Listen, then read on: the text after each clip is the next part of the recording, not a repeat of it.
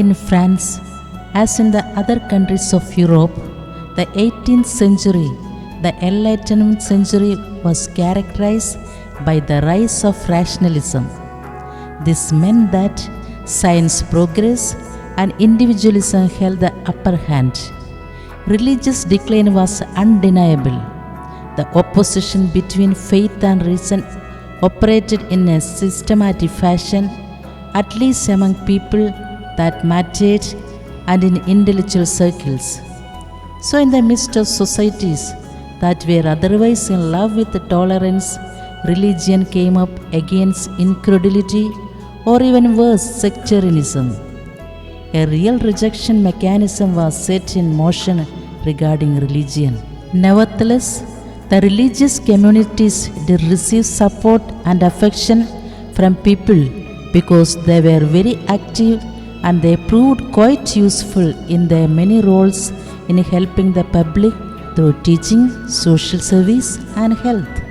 But from 1790 onwards, the French church went through dark times. The religious congregations were suppressed and outlawed.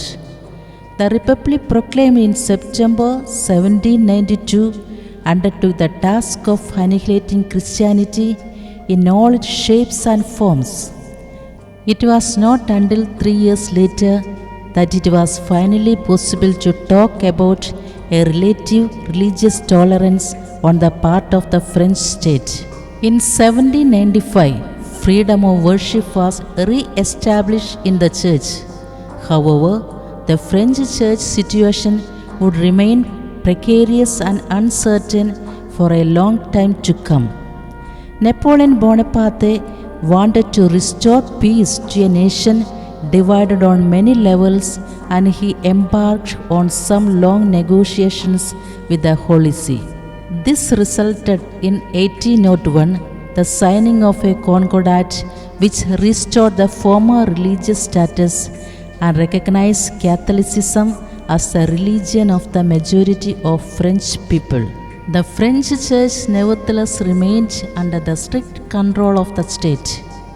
In 1809, Napoleon Bonaparte extended his grip over Catholicism by annexing the Papal States to the empire and stripping Pius VII of his temporal sovereignty. But in that same year, another story began with the birth of Pierre Paul Blanck, who in 1845 would be driven to found a new congregation, Sisters of Saint Joseph or Saint Mark.